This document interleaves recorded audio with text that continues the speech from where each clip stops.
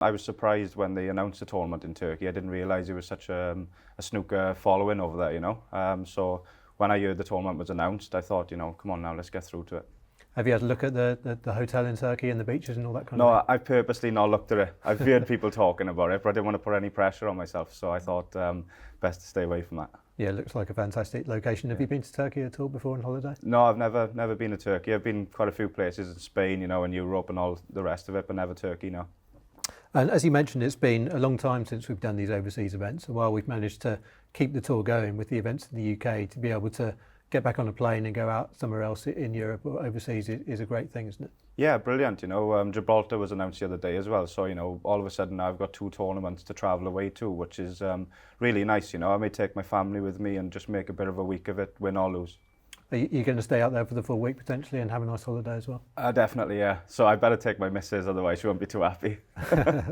Fantastic. And just looking at your season, you didn't get off to a great start, but then you had a good run in the Scottish. Do you feel that that's kind of got you going? Yeah, definitely. I really enjoyed Llandudno. You know, I was doing a little bit of running up there, and I had a good few results. You know, some good wins under my belt, and narrowly missed out to Ronnie then. But I thought it was a great game, and I really enjoyed being out there. Which I came home Christmas time and said to my girlfriend, you know, that's the first time I've really enjoyed competing for a long time.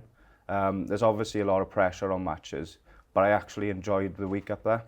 And likewise coming up here to qualify. For some reason, I seem to be looking forward a lot more to these tournaments, you know, whether it's because I'm putting more work in on the table. I'm not sure, but I'm just really enjoying my snooker at the moment. So really looking forward to the second half of the season? Yeah, definitely. You know, obviously I had a bit of a bad start, but there's loads of good players, you know. I don't want to be too hard on myself. You're going to have peaks and troughs, and it's just how we come out of them, I suppose. And what are your kind of long-term ambitions in snooker now? You know, I've always said for the last few years that I want to win an event. You know, I seem to do better in the bigger events. Maybe I put more work in for them, not really knowing why. I've sort of set out now to try and put the same amount of work in for every event.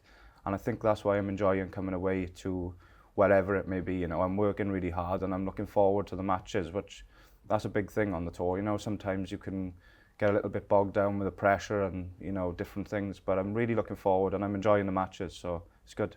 And away from snooker, you've always been into your fitness. At the moment, you're training for a marathon. Tell us a little bit about how that's going. Yeah, the idea came about, you know, a World Snooker's charity, Jessie May Trust. I thought it would be a good thing for myself and them, you know. So, you know, I'm doing a lot of training away from snooker, and I seem a lot more happier in myself, you know, I'm not so much depending on wins in snooker matches to make me happy, almost. You know, I seem to have got a life away from it now, and maybe taking a little bit of pressure off yourself that way is the way forward. You know, I know Ronnie's done a lot of it over the years, and no one's been under more pressure than him. So, you know, he's on the right path, and hopefully I am.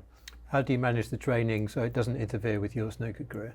Yeah, well, I've been doing a lot of running, and then I'm sort of getting out of bed in the morning. I can hardly get down the stairs because my knees are creaking. So I've sort of split it up now with a bit of running and a bit of stationary bike work.